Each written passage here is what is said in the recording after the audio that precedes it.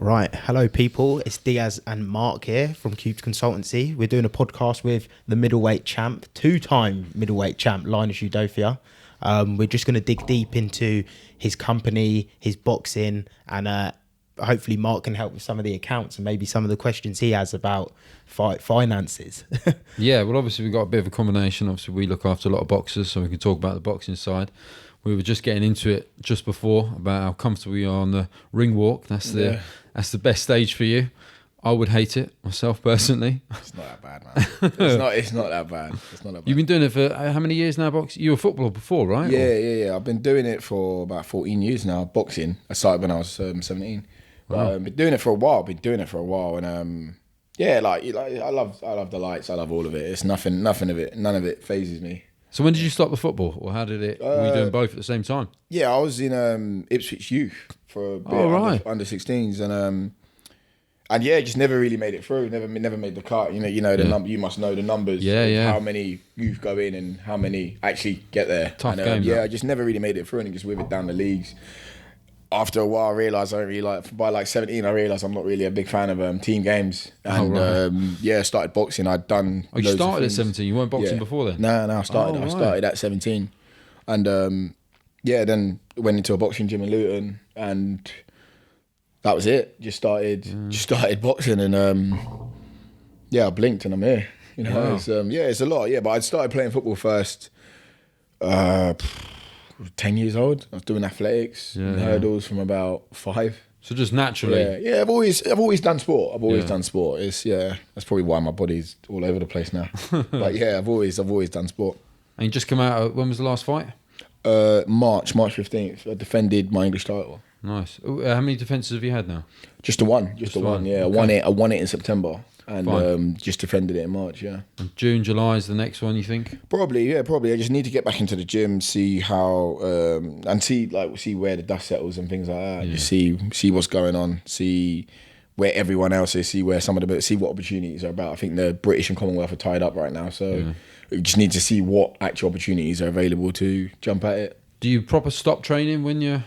No. I still play a bit of football. I still do some bit. I'm always in the gym. I'm just maybe not as intense, but I'm always in the gym. I don't really like stopping. Don't get me wrong. I like taking a break and stuff, but I like being active. I like doing bits. I'm always doing something. Fight camp is how many weeks out for you? When do you normally? I can start a fight camp for about 6 weeks out. Normally, yeah. So I'm always in good shape. In good shape. I can start, but a normal one's probably about 8 weeks for me. Okay. And Luton, homegrown? No, I was born in Nigeria. Nigeria, and then I moved here in 2000. So I came here when I was like 8, and then just kind of just got on trying to adapt to it. Yeah. What was that transition like for you coming over as a kid? Obviously, 8 years old is quite old. Yeah. Transition when you're going to school and stuff like that. Yeah, long. So what was that transition like? Long, bro. It was like I didn't really speak English very well, and I sound like I was born here now. But I didn't speak English very well. It was very difficult to kind of, I didn't really know the lingo. I didn't know what, you know how it goes. People say a certain word, but it means something else. Yeah, It was very hard to adapt to it. But about a year in, I was good. I adapted to it. I got it. And it wasn't, the only thing I found hard to adapt to was the cold, freezing. Yeah, of course. Nigeria's just hot all year round. Yeah. That'll do it. Christmas time is 25 degrees still. You know what I mean? It's the cold just killed. I came here in like February as well, so freezing.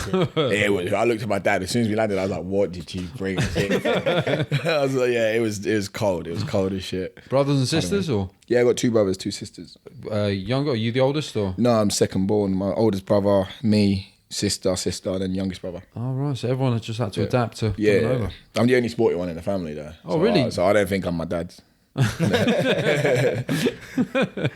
And parents, what do they do? Dad is drug and alcohol, like behaviour psychologist. Oh, right, my mum is IV nurse. Oh, nice. Yeah, nice. medical field. And then you've got into business as well as a side project from the boxing, or? Yeah, I used to just work as an electrician, and then I got some qualifications, went into personal training, went into health and fitness, nutrition and things like that. Work at a gym which I part own now, Pegasus, and looking to move out Oh, right, like move okay. it out and try and franchise it out into where I live now in Flitwick. Oh, right, okay. But yeah, and I do some clothing on the side, some merchandise and things like that, just to go with the Yeah. boxing. It just makes sense, you know. So it's all been led from the boxing and the fitness side. Oh yeah, All yeah. of The it, boxing's just opened up a massive avenue. Yeah. But so it's not doing too bad. But like anything, it's as much as you put in. So now when Yeah. I'm off, when I'm kind of relaxing, I kind of bury into that. I work on the merch a little bit more. Okay. And when I'm in the camp, I don't have the time or the energy, so Yeah, of course. everything kind of goes on the back burner for a bit. But have you got a team with you that helps with the project? No, just me. Just you. Just me. Yeah, It's just tough. me. With the gym side, Yeah. with the running and that. This was like 4 or 5 of us doing that. So that's not. It's just the clothing side. That's just me. But it's like anything. But I don't know. I'm a bit of a control freak, so I don't know about you, but I don't like really relinquishing control because they might not do it how I want to do it. Yeah. That's just me. It's hard. Yeah, It's was that a hard thing for you to get over as well when you big time. first started? Because I Big struggle time. with that with the podcast a little bit. Yeah, me and Richard, it was just us, and we were doing everything. And then you knew you were letting people down. As soon as you knew you were letting them down with the quality and not getting back to people, when you wake up in the morning and go, who am I going to let down today? It is a pretty shit feeling. Yeah. So you just realise you've got to have the team around you. Yeah. And then you've got to train the team up to how you want it to be. Yeah. And all it takes is 1 or 2 key people, and they then like put your culture or your ideas out to everyone else, and kind of controls how it works. Yeah. Yeah. But it is really hard to. Yeah. And then as a business owner, your head is always going with ideas. With merch, it must be even more so because you're constantly with ideas. I envy people that just do 9 to 5, clock off and go home. Because no matter what I'm doing, when it doesn't stop. Yeah. There's times before I moved out. There's times I was like laying there in bed and I'll be about to go to sleep and I have an idea, and that's me for the night. That's just I'm up. I'm doing it. I'm up sorting this out, trying to get this going. And you know what you must know. What you both must know. What it's like. You like the amount of times you mess it up before you get it right. The amount of times you just flop on something, you lose money here. You do, especially with merchant. Merchant, you just throwing money over. You're just trying stuff. You're trying stuff until one sticks. Yeah. That's all it is. You're trying stuff until one sticks. With something like that, the skill is to identify it as early as possible and not put enough money into it. Yeah. We've gone right down rabbit holes with projects or taking your after ball and gone down something that is like huge but never pans out. And you lose time and cash on it. Yeah. And the one thing I think with most all business, not just merch, but just because it's a good idea to you, and just because it's fantastic to you, just because you might think this is it, just don't. It's gonna hurt. But when everyone else doesn't take the same way, that's you just take it. It's not that. That's the one thing I could say to anyone like starting stuff. Just if it's a great idea to you, that's cool. But not everyone else might take it. They're on the page. Yeah, not everyone else might think it's great. You touched on envying people with the 9 to 5. Talk a bit about when you left doing electrics to make the jump to go into boxing. So I left the electric. I knew for a long time when I was working. I started working electrics when I was about 17 as well. When I started boxing, I was doing an apprenticeship, got qualified, and I was using because I've really enjoyed boxing and I really wanted to see where I could go with it, and I was pretty good at it, and that was just the sport I was doing. Did you know you was good at it, or was the coaches encouraging you, telling you? Well, with boxing, it's like and most sport, there's no, you can't. It's very transactional. You know what I mean. You know when you're like if you're getting beat up all the time. By not even because look, we can all get beat up by someone that's better than us, but you know these people they're around the same level as you, but now you are doing better. You're getting better. You're going out to different clubs and you're fighting. You're winning your fights.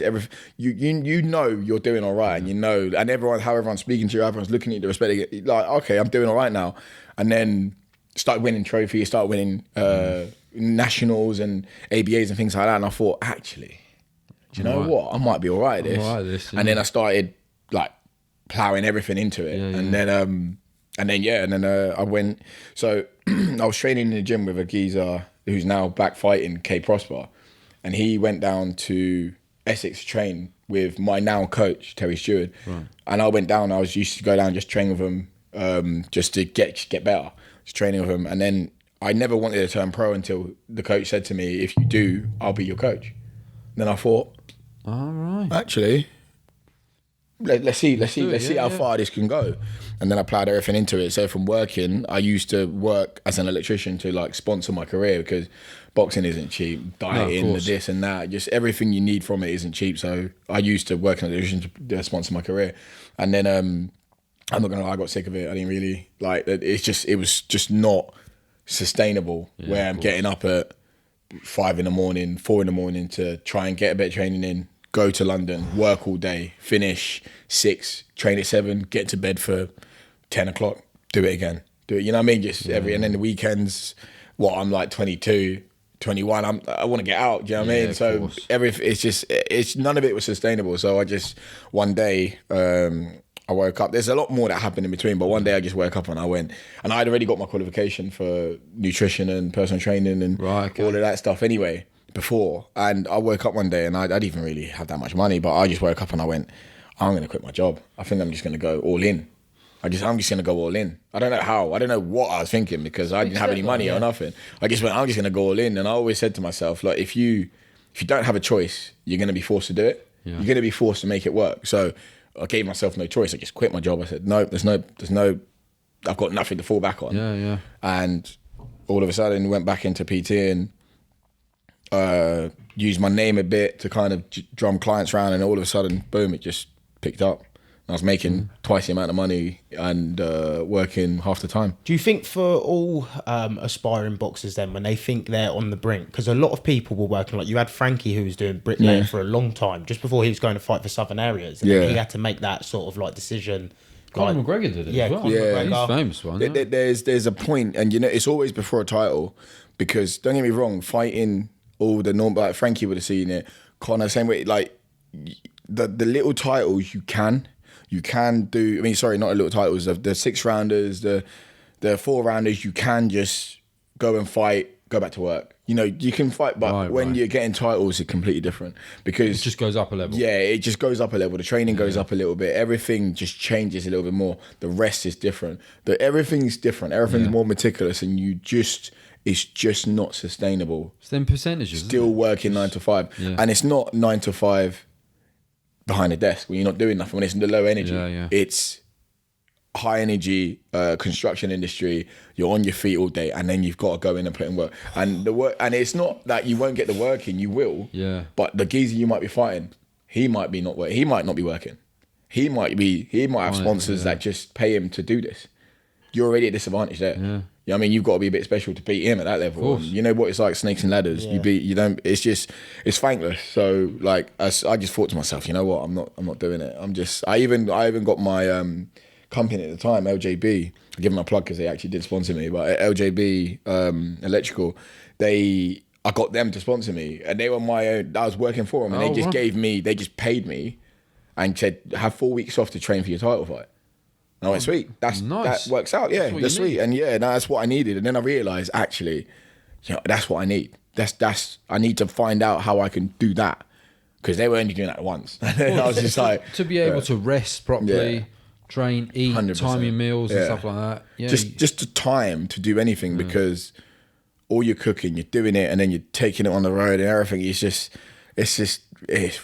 cold, man. It's not glamorous until you then have that brink and you jump in, and now you've got sponsors, now you've got a good income that you can kind of pick your hours and do what you want. Then everything gets easier, and then you think to yourself, how the hell did I do that before? So were you pro at that stage then when you quit your job? Or? Yeah. I was 8 fights in maybe as a pro at that stage. It's madness, isn't it? The amount of people. That is around the time though, isn't it? Yeah. When you start getting pushed for them like Southern Areas. But everything gets harder. Yeah. As soon as you get that title eliminator, around that level, everything just gets harder. The heat gets hotter. Everything just gets so much harder. The drive is just a little bit harder. The sparring, everything's just so much harder, and you literally need that break. You need that little bit of financial backing to just take that pressure off. Yeah, of course. So you don't have to be in there. I used to just say to them, I'll forfeit a day. I just won't come in. I don't pay me. Like, I was self-employed, so if I don't come in, don't pay me. But Fridays we're sparring at Matchroom, I'm not coming in because I've got to get the sparring in. Yeah. Do you know what I mean? It is what it is. I made a choice, and I said, look, let me try help myself here. And were you managing your own career at that stage, or do you have a manager in place, or? Oh, I've always had a manager. I've always yeah. I think when as part of the gym. No, just in general. I knew his son. Okay. And like they're family friends anyway, but I didn't really know his dad that well. But he's how can I say this? He cares about people, because I don't want to makes a difference, upset anyone. But this game it's not regulated at all. It's a bit cutthroat, right? Yeah, man, people get screwed. So I've got a good one. I mean, I've seen it from accounting side of view, you know, and being at meetings and stuff. And the boxers, some of them are just not looked after. Yeah, you know? Well, it's cutthroat. It is really cutthroat. Yeah, and we were talking about the snakes and ladders. Yeah, you know, you're one loss away from literally being at the top. Yeah, down to the bottom. like a lot of it's decision, like career decision making. Yeah. Like we spoke about Bacoli just before taking a fight like that. Obviously, hit a little bit different for him because of the level he's at. And it's the heavyweight division, so it's easier for him to climb up the ladder. But as a middleweight or a featherweight, when there's the top 30 are all could be contenders, you're falling right down that ladder.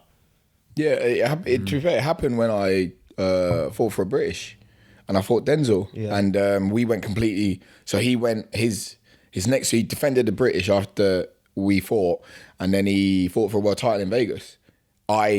Nobody touched me. No one touched me for nearly a year. Nobody, no calls, nothing. I didn't get nothing for about a year. Wow. And then I had to just come back to York Hall fight just to get a win in, and then try and challenge again. And more or less effectively start again your journey. Yeah. Oh yeah.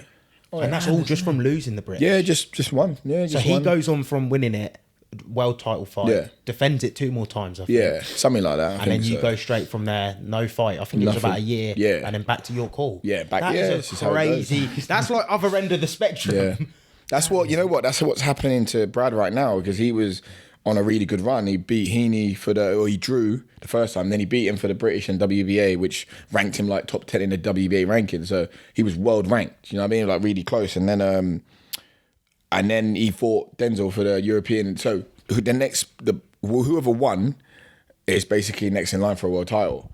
And now Brad, he didn't win it. He lost it close. And Denzel's, I don't know what he's doing, but he's going to be fighting for a world title next probably. And Brad, no calls, nothing. It's literally like you just get forgotten about the next day. Oh, that's exactly the word. You just get sidelined until you do something else to like be like, oh, well, he's still here. Do you know what I mean? Like so, especially when you don't have like a Warren, a top rank Eddie Hearn behind you, or a Turkey. You know what I mean? You don't have any of those guys backing you. You've got to do a little bit more to get seen. Has it changed a lot having Turkey and the Saudi money? Oh yeah, bigger fights that you guys want to see are happening. Yeah. For us, it's great because any minute you can get a call. You could really, you could just get a call. You could get a call. Yeah, if they want you, you know about it. And it's you. For us, it's a win-win for everybody involved. Yeah. Boxers are getting paid more. Big fights are happening, so great for you guys. Great for us as well, because we want to be in big fights. Yeah. But you know, like negotiating fights, like we don't do it. But I'm a fighter. I just want to fight. So I might be, let's say, top of my division at the minute, and the person next in line, I can go to him. I want to fight, and they go, yeah, we want to fight. And then you go and try and sort out with managers, and it just never happens because people can't agree on this, who's doing, you know what I mean?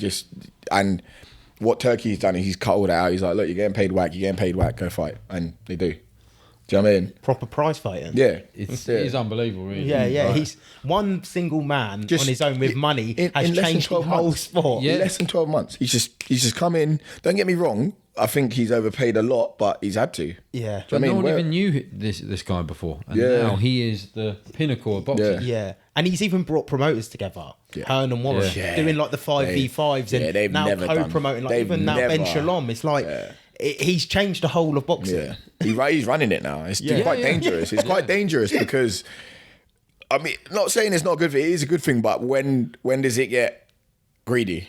Do you know what I mean? The new thing with TKO. When does it get greedy? And Dana. Yeah. They're talking about doing a league. Yeah. I mean, that will get rid of some of the promoters that he's made fans of.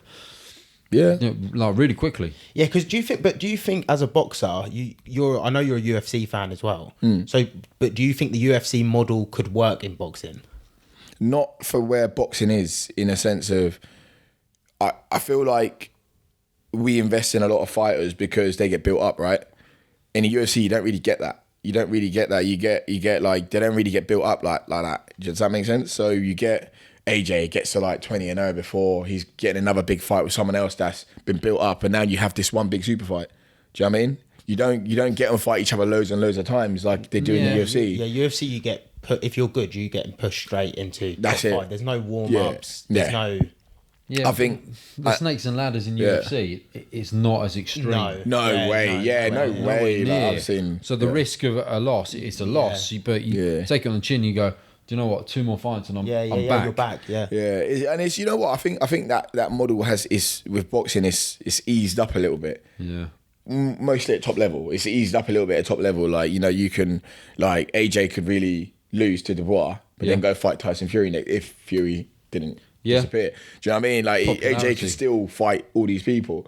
Someone like a really small, like, okay, I'm not saying Fabio Wardley isn't anybody. I'm not trying to disrespect him in any way, but he's nowhere near the names of Hrgovic, Miller, and all these other big boys that can bounce back. If Wardley lost now, his rebuild would be way harder than, you know, an AJ or Fury, you know what I mean? But what he's done with no amateur career, unbelievable. It's pretty white collar. Pretty he's improved really quickly. He's actually a good boxer. He's a very good boxer. He's not just like a slugfest heavyweight who's just really strong. He's actually a good boxer. He's a very good boxer. But Miller he's a good boxer, man. I think this could be a real tough one for him. It's a good fight. It's gone up a level. It's a good fight. It is, but he's, you know what it is with Wardley. I didn't really believe in him until he fought Gorman, and I was just like, you know what? I think he actually is a lot better than everyone thinks he is. I mean, technically, he's good. I was at the first one against Fraser, which was like a bloodfest. It was that was a great fight. His nose got blown up in the first couple of rounds, and after that, it was always going to be kind of survival. Yeah. But the second one, I mean, I thought he'd done some serious damage. That shot that he pulled on him. He's a good fighter, man. He's a weird entity though, because he's doing everything right. Yeah, he's had harder fights than half the division have. But that's got to be strange to have no amateur career and coming through like. He's dealing with it well. Yeah. Do you know what I mean? He's dealing with it really well. But you could say his amateur career was not harder, but a bit more brutal because it's the white collar. He went the white collar route. So unlicensed and white collar. Whereas amateurs, you getting pushed out, but the records don't matter as much because you're getting pushed out every week or every other week. Yeah. Unlicensed is still. Does unlicensed count your pro record? It doesn't, does it? No. So maybe. No, they kind of frown against it now. But it's no head guards and stuff like that. It's literally heavier gloves though. Isn't it? I think most of them are 16s. 16s, but I've been to a lot of unlicensed shows, and you wouldn't be mistaken for thinking they're pro shows. Like, they are. Some of them are really good. Like, the only difference is they're just not pro judges and referees. There, it's just some geezer refereeing it. You know what I mean? But no, I don't. That's a whole different conversation. But I don't. Yeah, he's learning on the job really, really quickly. And I ran into him in Ipswich like a few weeks before my last one, and I said to him, I was like, look, what makes your path a little bit better, a little bit sweeter? No one's rated you since you've come up. No, everyone's like kind of. You can see how you've been matched. Everyone's matched you for you to lose. But you've beaten everyone except for Molina, maybe, and there was one other geezer. But like, you've been matched, so you're not on the winning side of that, and you've beaten everyone. So you're in my opinion, you're arguably ahead of half of the people in your division. But yeah, I mean, we'll see what he does with Miller. But yeah, no, he's done really well. He's done really, really well. Yeah, it's going to be a tough one. He's Queensbury, I think. Yeah, now he is. Yeah, I don't know why. Was he Queensbury when he fought the guy in Saudi the first time? Adelaide. Adelaide. No, I think he was DAZN. I think he was Matchroom. He was never been with Boxer, is he? Are you sure? I might be wrong. I don't want to quote it, but I was sure he was with Matchroom. I thought that last fight with Clark was his last Boxer, but not the one in Saudi. Was he ever with Boxer? Clark's with Boxer. I think Clark's with Boxer. Clark's with Boxer, but I think Fabio's only been with Matchroom and then Queensbury. Then Queensbury. Yeah. Fair enough. But it could have been recent, the signing with Matchroom, right? No. I think he was with Matchroom at the start. Funny enough, I had my 12th fight, and he had his debut. Oh, right. Right before me. And yeah, he put pressure on. Because I remember walking out, getting warmed up while he was walking out, and I was like, oh, good luck or whatever. Went out, chinned the geezer, and I was like, fuck. I was like, oh, I've got this tough Polish geezer that doesn't get chinned. I'm like, oh, I'm going to snooze the place out, man. This is going to be shit. Do you think about things like that when you're your mind plays, your mind does horrible things to you when you're about to, or when you're in like a fighting scenario. You think of everything. You think of like worst case scenarios, but you don't scare yourself. But like, you think about the entertainment factor. Does that come up to you? It does. Yeah. You want to look good. Yeah. So in my head, you want to look good for fans to watch you again. You want to look good for promoters to want you back on. Course, yeah. You want to look good so you are first in line in public opinion and in promoter's opinion for stuff. You know what I mean? You want them to go, I want him. I want him back. I want him here. I want him. Like, what's his face? That's how Nick Ball and Mark Chamberlain, all them boys, that's how they got on with Turkey. They did really well. Turkey was like, I don't care if they win or lose, I want him back. It's Chamberlain, right? That's what you want, yeah. Signed up. Yeah, and he lost, and then they went, no, bring him back. Yeah. That's what you want. Every time you go out, you think, I could flick this one out and make it boring, and that will guarantee me the win, or I can roll the dice and try and make it look good. And go for it. That's you know what I mean, that's how it is. And I'm not gonna lie, most boxers will go for the latter because you want him to call you back. I've had Eddie Hearn go, I don't want him back. He was boring. I've had him do that. Oh, really? Yeah, it's horrible. It's not nice because then you're like, no matter what you have, like this is why he tried to pay me to step aside. Yeah, instead of I don't want him back here. He was boring last time. Do you know what I mean? How does that knock your confidence as a boxer? Yeah, not really. You're young with it. You deal with opinions your whole life, innit? Yeah. You deal with opinions your whole life. Like, you know what I mean? Some people like are terrible. I've been told all the time, like, oh, you're too cautious. But now I'm changed. I've changed now. Yeah. But because of that. Yeah. He told me that maybe a year and a half ago. When I fought at Conway, I had to fight like that to beat him. Yeah. If I tried to scrap it with him, I could get caught with something. So beating him, just being boring, but ended up getting an injury in it, lost the fight anyway. Oh. So like he's like, no, I don't want to see that again. Do you know what I mean? That's why I never got put in for the rematch again, even though I was winning it. Do you know what I mean? So it is what it is. Yeah. It is what it is. It is what it is. It's one of them. But confidence-wise, they don't really do anything. You just kind of like, I could get mad about it and get upset, or I could kind of tweak my style a little bit and make it more entertaining. Just do the latter. Do you know what I mean? It's not that deep.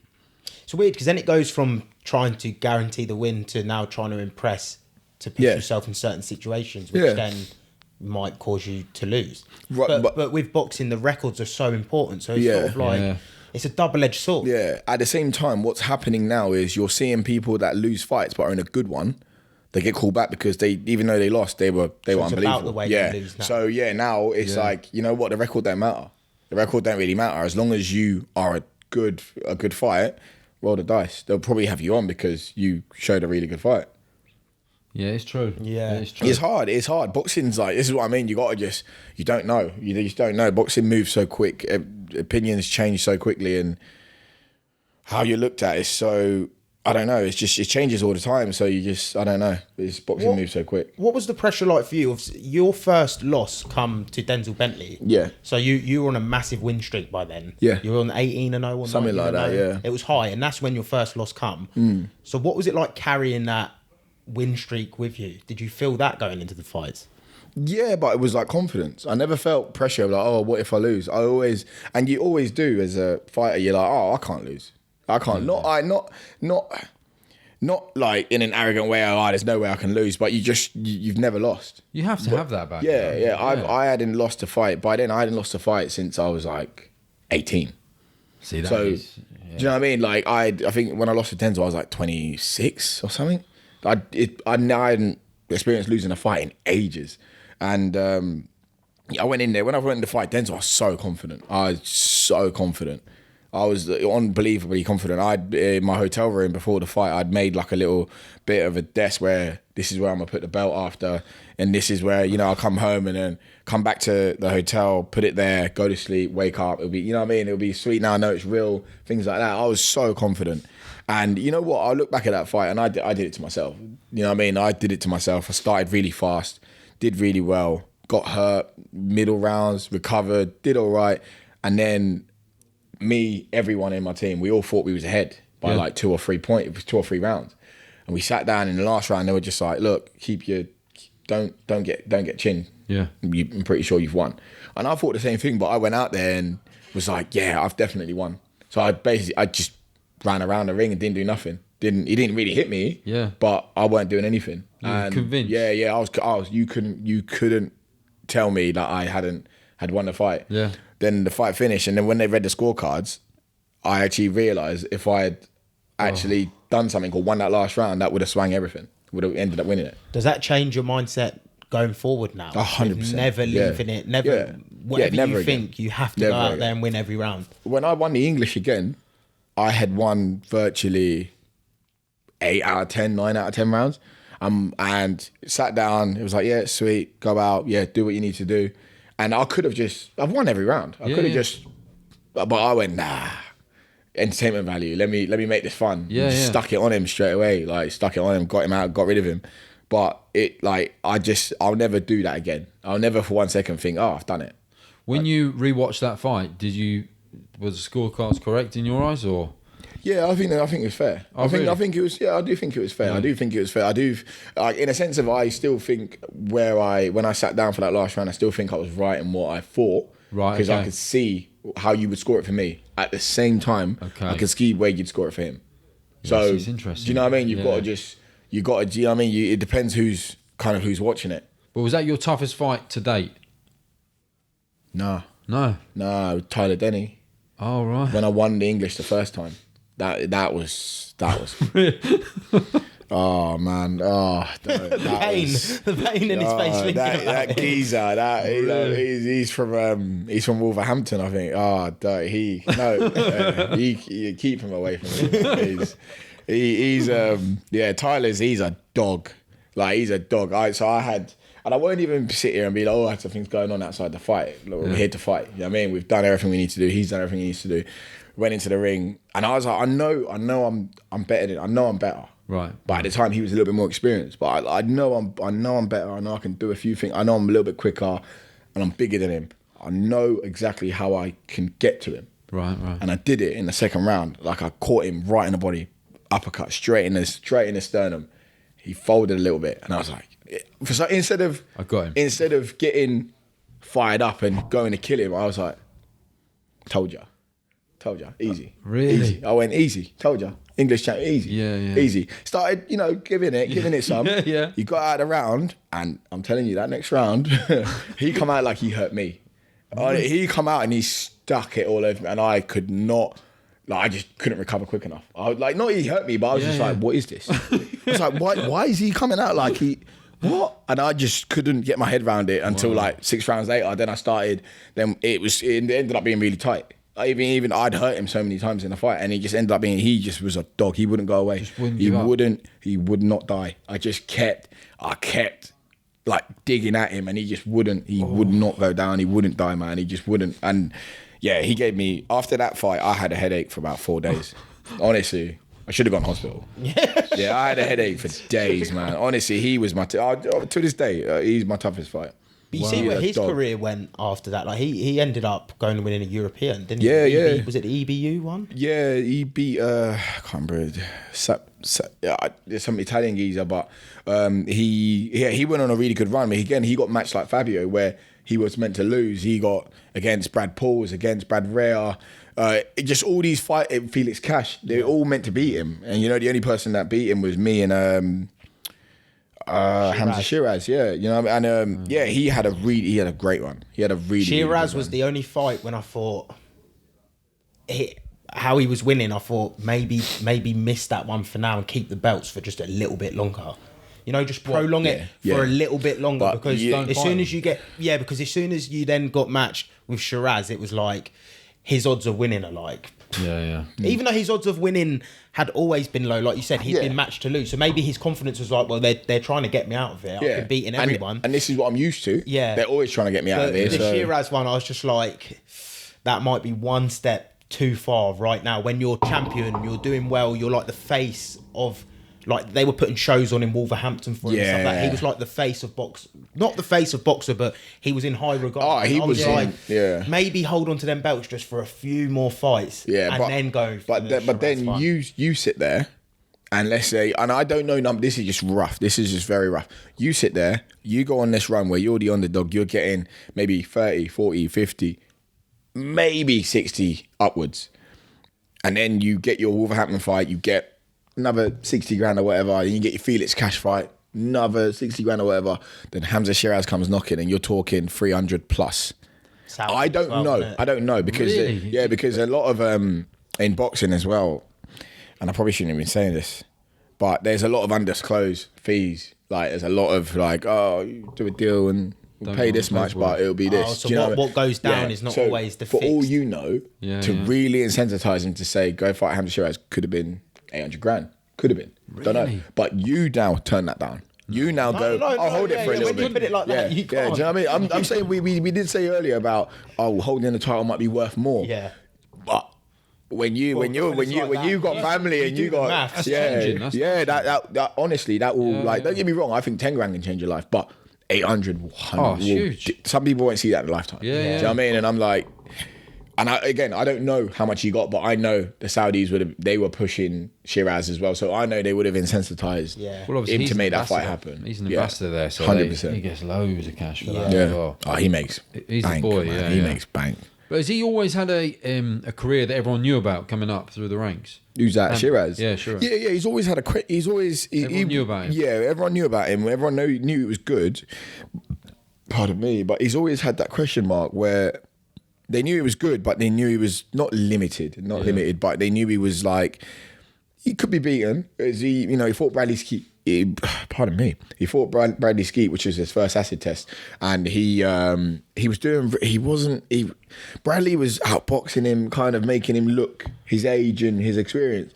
And then it controversially ended to we had a question mark, like, how good is he really? Then he had a few more fights that got him back on track, and then I think he had another question mark. I can't remember when it was, but then he went on a really good run after he beat another prospect at Ammo Williams. Then he went clear. That's when he became, you are now the captain of, then he did the 5v5 and he just kind of flew. And, I think even personally for Hamza, I think this world title shot was too early against Adamas. So I was there for that. Yeah, what did you think? I think he definitely lost. Yeah, I thought he lost. 100%. Like 9-3. Yeah, he definitely lost. Yeah. They done it as a draw, didn't they? Yeah. I don't know But it's how. because he is the face. Well, he broke his hand, didn't he? Round 4 or something like that. But for me, it was definite. I remember watching it. I watched it with Richard, and I said, because Turkey got up and walked away from the ring, and I said, "Oh, this is gonna be a draw." And then all of a sudden, he got called it. Did Turkey run up to the ring at one point and was saying to him like, "You're down"? Or something? Someone told me that he told him the score. Obviously, I couldn't hear it, but they said that he went over to the corner and said, "You're 2 rounds down." Yeah. Fair. Which is just madness, really. Can you even do that in boxing? They don't do open scoring, do they? You can't. No, they don't do open scoring. I think they should though. Yeah, just for a bit. I've heard just for like a year. Just for like a year, because I think it's because think about it. It's the only sport. Well, the only sport that outside of combat. I mean, the only combat sport that you just don't know what the score is. Like in football, you look up and you see, you know what the score is, and in most sports, you know what the score is. You know when to push because you're like, oh, I'm down. Like in boxing and obviously all these other combat sports, you're guessing. I feel like I'm down. I feel like I don't know. It's got to be hard for your team. Like you think about the Fury, he was convinced his team in that first Usyk fight. Yeah, and they were saying, "You got this. You got this." Yeah, I didn't see that. I didn't see that. Yeah, I didn't see that. Not at all. Yeah, it's just madness that it's so well. I think they do it. I'm not sure if they do it in Muay Thai. Open scoring for the last 2 rounds. I'm not 100% sure, but it might be MMA dangerous, if they do. Yeah, that's dangerous. It might be MMA as well. It's in one of the two. In some of MMA promotions, not UFC, but in different ones. I think they might do open scoring for the last 2 rounds. Yeah, but I actually think it could be a good thing. Yeah, I think try it for a year. Even if it's not all the rounds and it's just from a certain round onwards. Yeah. And then you kind of know, because like you said, then it might make it into more entertaining fights. I think just... Oh, you think the whole way through? Just look, have a scoreboard system, innit? Like just see. Yeah, and just be... You just know someone's going to go for it. Yeah, you know what I mean? I don't... What does it matter if... if it's a 12-round fight and it's been one-sided anyway, what's the last 2 rounds going to do for anyone? You know what I mean? I think just open up the whole thing. It might take away from maybe the corruption of judging though. because maybe that's why they don't want to do it. Yeah, So the judges can kind of hide away from their scores, because you only see it. They only really announce the judges to the people after. Like, you obviously will know who's judging it, and maybe if you're there, but afterwards they're like, oh, this judge gave some mental score. Imagine you put that up in the middle of a 20,000 arena. Yeah, people kicking off. Yeah, maybe people start kicking off. Maybe corners start kicking off. And it's like, how do we even enforce that? Because you're still gonna have to have like 3 or 5 judges. So of course. they've all got to like. That scoreboard, is that going to be official, or is that, do you know what I mean? Is that going to be what we reckon? You know what I mean? Like, how do we do it? No, it'd have to be official. Yeah, but I think if you were putting it on a scoreboard for fighters to see, it'd have to be official. Yeah, so then would it be like majority rule? Like, let's say 2 judges think he's winning it, 1 judge thinks you're winning it. The 2 judges, then he's won that round. Do you know what I mean? Does that make sense? Yeah. So I mean, there's gonna be things like that. I think it's gonna be a massive change. But if anyone can, Turkey can, isn't it? Well, I didn't realise in them big fights that you can object to certain judges. Yeah, I would though. I didn't realise that. I was speaking to a lawyer that was working on like Lennox Lewis fights. Yeah. And you could object. Really? Yeah. On a big. Yeah. But do you know? It's gonna have to be a bit of money. And then you'd have to be a big person. Oh, it's as well. massive You couldn't purse. be just anyone. But they look at all of the judges and say, right, well, that's what they look for, and they change their plan based on that, and they can object. You can object twice, apparently. Right. So because certain judges score better for certain things. Judges might like head down and go for but this is why, this is another reason as well, because I was like, well, if the judge, because how could some judges like all that movement in the back foot, as long as you're controlling, as long as you're doing what you want to do when you want to do it, you're winning the round. But some of them go, oh, it's negative. He's moving backwards, so he's losing that's it. true, yeah. And I'm like, how could you have such split opinions but judging the same fight? How does that then, how do you meet in the middle? Yeah, of course. Do you know what I mean? And then what does that do to us? Because if one person core fights like a certain way, like, isn't that a bit shitty for him? Yeah. Or now is he got to go change himself? Who changes? Is it the fighters or the judges? You know what I mean? Like to suit what? Yeah. How much does the social media aspect, play in the boxing now for you guys, the actual boxers, trying to build your own brand? And it seems to be more and more important. Yeah. Massively. You got to have a little bit of a presence. It's not, before it used to be, I'll just build it and they'll come, and they just be a good fighter and they'll come. But now it's a lot more of, you know what I mean, you got to have a bit of something about you. You got to have a bit of a face. You got to be doing things like this. You got to be. Do you know what I mean? You got to be capitalizing on like winning a fight or announcing it. Social media is such a free helpful tool. Do you know what I mean? Of course. To do all this stuff. So like a lot of people, like I would always say, a lot of people like get someone, or do it yourself, or get someone that can do your graphics, get a good video guy, get someone that can edit, get professional photos done. Try and get that done every like camp or so. You know what I mean? Try and do it, because content is, no one wants to see you in your phone just posting. And if you are, like, try to do it properly. Try and make it look of course, professional. You know what I mean? And it does matter, because you know what social media is. Everyone loves clean, glitz, glamour, grittiness. You know what I mean? Everyone loves all that. So it's massive. It does help, and it helps promote a fight and sell tickets. Like I've managed to, on my website that I do my merch on, I do more ticket links through there as well. So right, I sell my tickets through there. Cut that bit out for HMRC. I sell my tickets through there, and I don't take none of it. No. But no, like it's made it easy, so I could, like, let's say put a post up, and then if you just literally, you're hovering over the post, it'll just come up like saying, oh, tickets available here, and you just click it, done. Just makes it more simple for people. Going out and delivering tickets as a fighter is just such a weird thing nowadays. And then I say in my era, I've been boxing for a while, and I had to do that where social media weren't the same. Of course. It weren't as interactive. It was just, you post this and you post, that's it. It wasn't like, it was more of a call to action. Oh, tickets are available, and then people will message you. But now I've got a whole system where you just click this, it just delivers to your house, or you just collect it at the venue. I was going to say, you've seen it really change, the social media. Oh, don't. Like last couple of years, or a bit further back than that? Last 5 years, probably. Last 5 years, everything's kind of changed, like, because it's just, I don't know, social media's just picked up completely for fighters, for companies like Boxer and things like that. Like social media's changed massively. And it helped. It has helped massively. Is it the difference between you getting a fight and not getting a fight? Having a good... Sometimes. Really? Sometimes, yeah. Sometimes, like, because what a lot of these companies do, they want... A lot of these boxing channels and companies, they want the fight that everyone's going to want to watch. Yeah. If they're going to want to watch it, they're going to want to pay for it. They're going to, you know what I mean? If you can generate a lot of noise, so if you can get two people to argue online or call each other out, and everyone reacts to it and goes, yeah, let's fight. I want to see that fight. You're more likely getting it on instead of me being in the manager position and him being the manager. So it's more likely that the social media fight will actually happen. Do you know what I mean? Yeah. So it's a weird one. I think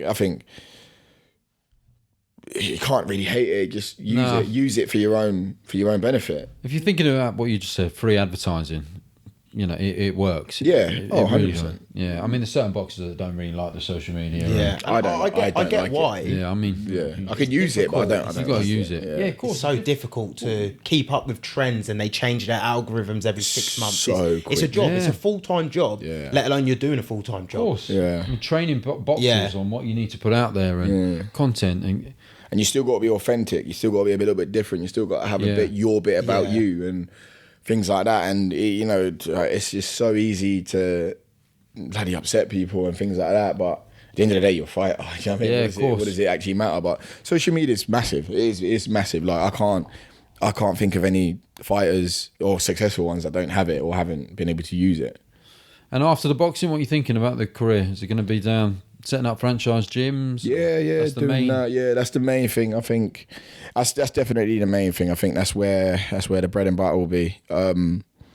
And yeah, when I was younger, I never really wanted to get into that. I just kind of thought, because when you're younger, you're kind of like, I'll box and I'll make millions like AJ. I'll do this, and then buy a couple of houses and then retire into. You know what I mean? It's not everyone. I think I'm pretty sure it's like 95% of people don't get that glitch. And no matter what you do, whether it's boxing, whether it's football, whether it's business, a lot of people don't get that. So you've got to set yourself up a little bit another thing as well. A lot of people don't understand. Like, okay, cool.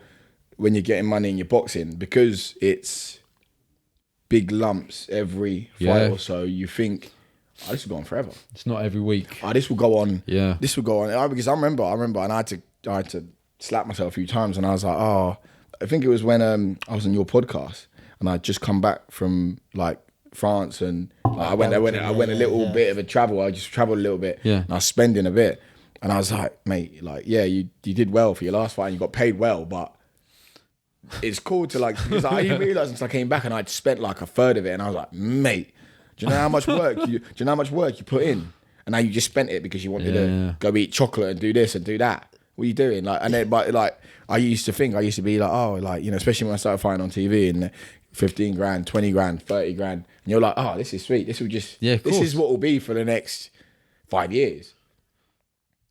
Like maybe a year later, it stopped because I'd taken a loss, and I was like, bro, like, shit, how much should I save? And then obviously I weren't crazy with it, but a lot of people don't really think that when it's coming in. Just puts things into perspective for you, doesn't it? Well, you can see why people get in trouble. Yeah. You know, the footballers, the boxers, all of them. I can imagine it's worse for footballers. Yeah, They're getting that every week. Footballers are a lot worse. Yeah.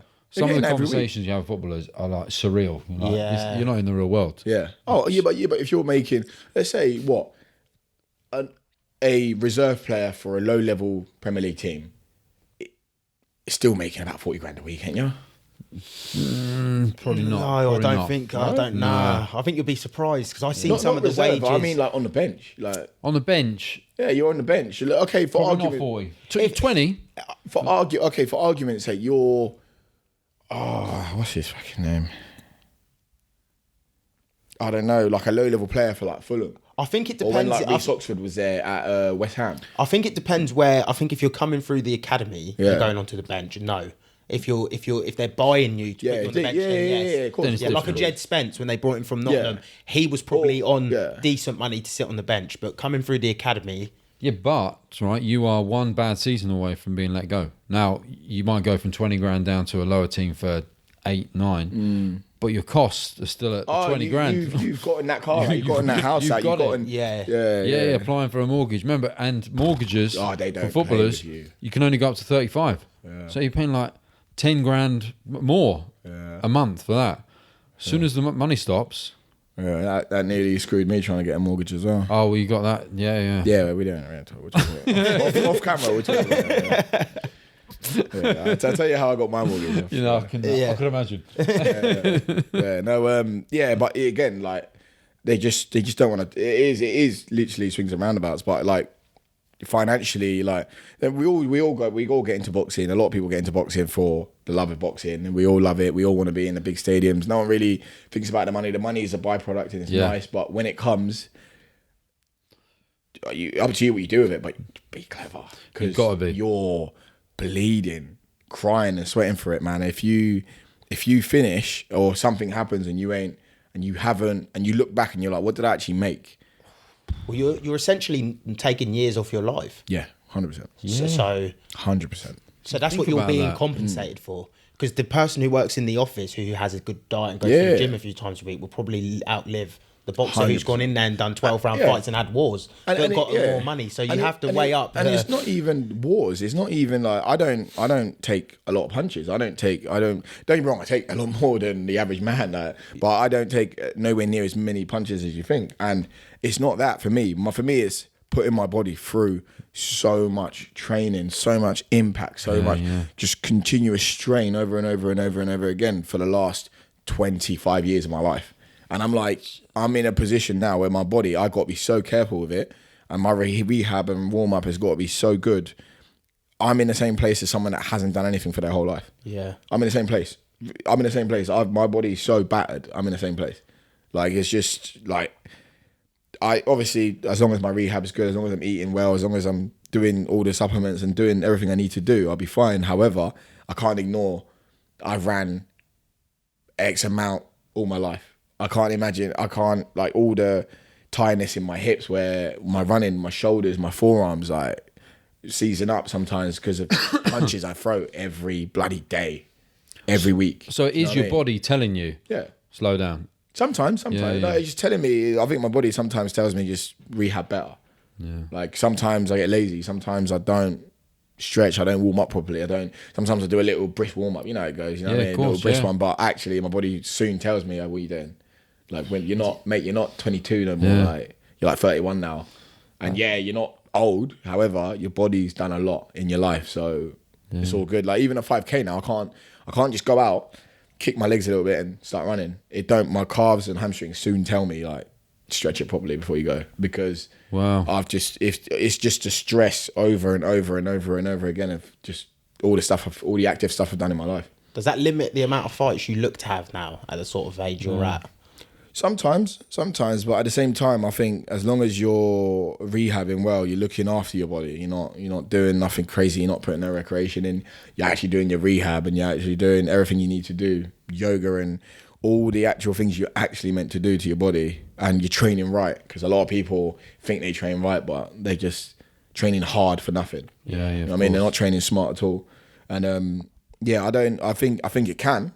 I think there's times it can, you know what I mean? Like, there's some training I've done in my life, and I'm like, I'm probably one hard bounce away from rupturing Achilles here. Yeah. Do you know what I mean? Like, it's a little thing, but it's just where I've just trained. This is how I've trained, like, not like this, but I've just trained. I don't remember a time in my life where I haven't trained. Have you had any major injuries? No. Like an ACL or touch wood, obviously. But No, nothing crazy. When I was playing football, I had like a broke collarbone and impact injuries, things like that. I haven't torn or ruptured anything like that, but nothing. Not in boxing. I had the eye injury, but that's different. That's impact. I haven't had. That was in the fight as well. Yeah. I haven't had any ruptures or tears or anything like that. Lucky, thankfully. Good. But again, like rehab and things like that, I take that all really seriously. So I don't really play about. When it comes to, because my body is. If I ruptured something, that's like.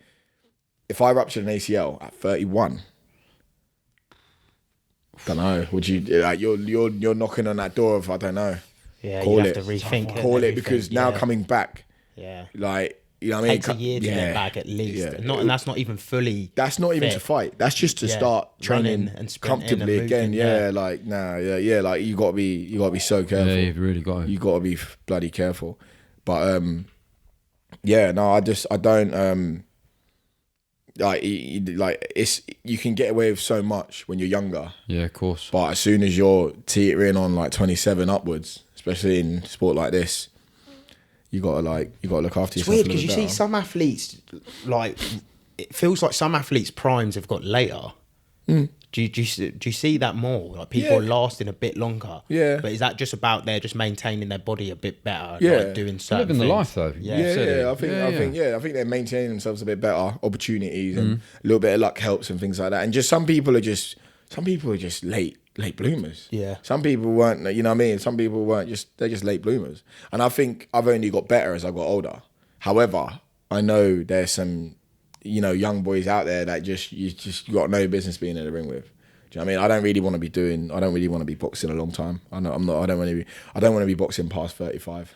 Really? Like, yeah, I don't want to be doing it past that long. I don't want to be doing it that long. It's just, you're up against it. Do you know what I mean? Everything's so much harder now. Getting in with a 25-year-old, 35. Forget 25, 19-year-olds now. Yeah. They're all like, so, you got the world check. Like, I think, like, who is it? Oh, who was that? Jaime Mungai is he was a Mexican geezer. I think he won his world title at like 20. Oh, do you know what I mean? You're looking at like 20-year-olds, like, you know, you're like, nah. Yeah, like you're watching some of these kids, and you're like, you know what it is? I'm not worried about anyone, but you're watching some of these kids, and you're like, it's a bit different, isn't it? It's like, they're a bit different, isn't it? You know what I mean? I don't know. Something's in the water over there, man. They're a bit different. Yeah, they're a bit different. But no, it's just I don't know. Like, you gotta know when to call it. You gotta know yourself as well. Don't get me wrong. If you feel great and you can still compete and you're not getting hurt, yeah, do it. But not a lot. I don't think a lot of people have got like an idea of when it's all going to end. Yeah, cool. And how it's all going to end. Do you know what I mean? Everyone thinks, oh, retiring. I do it how I want to do it. It's not always like that. Yeah. Most of the time, it's not like that. Mark, how do you advise people and athletes, like when you speak to them and they come into here? Like, what's the sort of things you tell them? With managing money and but with managing money at that stage of their career. Depending when they come, I mean, we're helping a lot of the youngsters through, so we do a lot of pro bono stuff, like helping them get set up properly. We were talking about before, trading through a limited company and all the rest of it. But most of them are coming here completely uneducated on this stuff. They're just passionate about the sport, want to get in the ring, want to fight, want to train every day. But all of a sudden, I was saying, HMRC have got like a task force on boxers because it's easy cash for them to go after them because they're not set up properly. So we're trying to educate and trying to give back and look after the boxers. I do not advise on anything other than the accounts and the tax side of things. You know, you get like accountants and managers, accountants or lawyers that take over, and all of a sudden they're booking flights and choosing the boots that the boxer wear, and I'm like, no, fuck that, just advise on the accounts, and we just make sure that everything's done on time for them. Yeah, that's the main thing, because they don't want to worry about that kind of stuff. You just want to make sure that it's done right and talk in a way that they understand. You know, and also maximize it. Like, you guys are on strict diet, so you can you put the food through, and you know, things like that. Where a lot of other accountants, because they're not experienced in working with athletes, they just go, no, it's not allowed. Yeah. Or if you do a training camp over in Brazil or Portugal, wherever it might be, all that's allowed. But if you're with the wrong accountant or wrong advisor, you might be losing out on tax savings. Yeah. So that's where it is. Yeah. And there's a niche in boxing because there's not many people that look after them and look after them right. So that's why we've been able to get into this scene. And, you know, now we're working with some of the big boys. So long may it continue.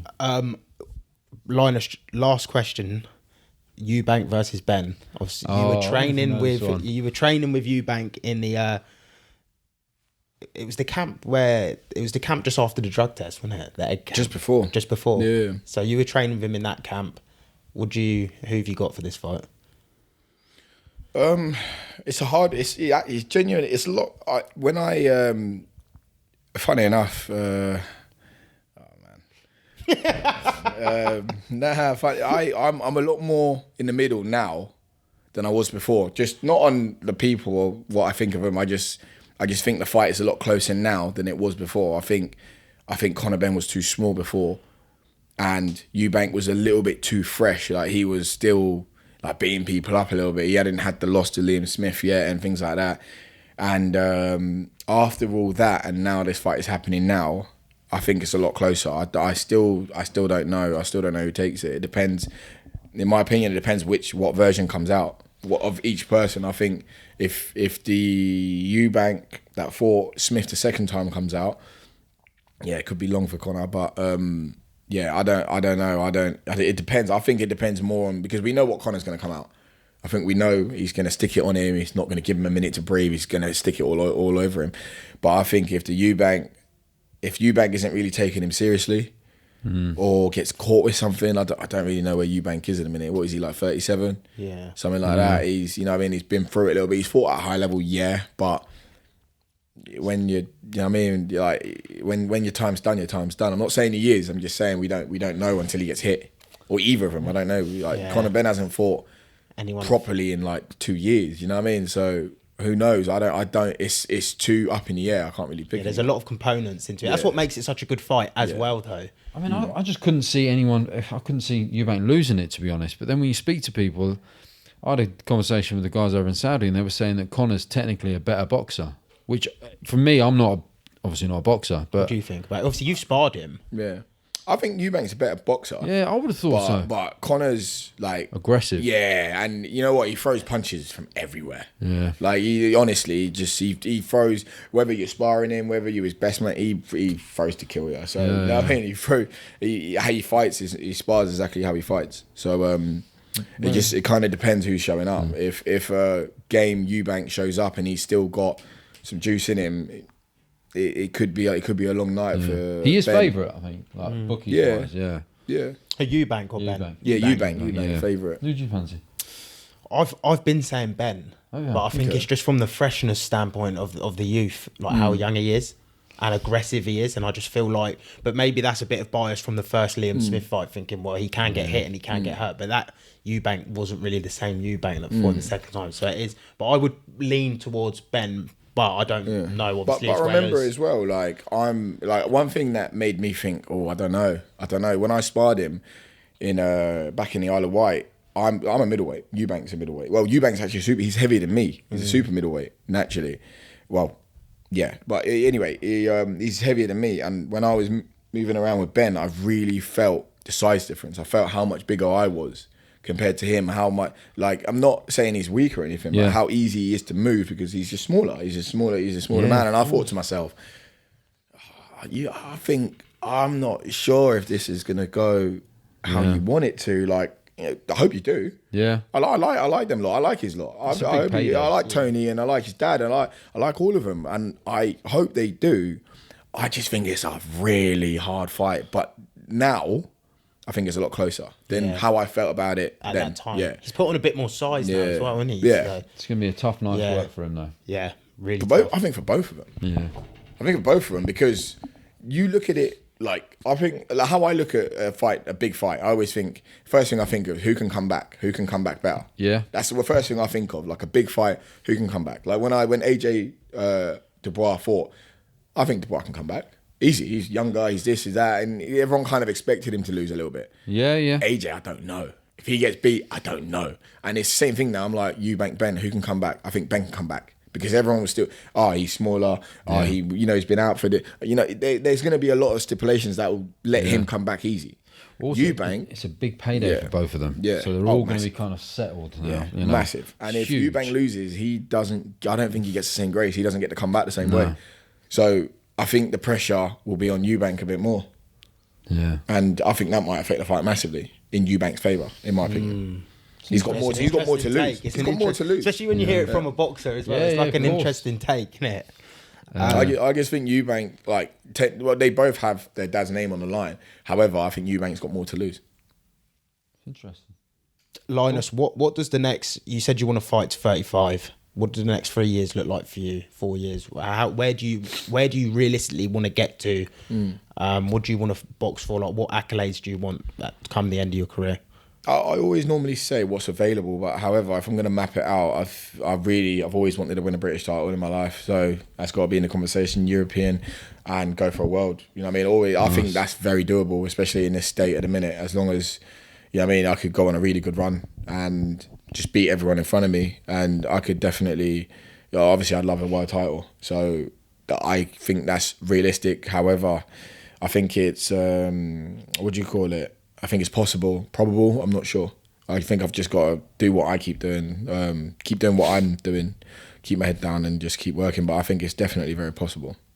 It's brilliant. Nice. Linus, thank you for coming on. Thanks for I coming. really appreciate it. Mark, brilliant from you again. People, make sure you like, subscribe, comment down below your best parts. Comment down below as well, Ben or Eubank.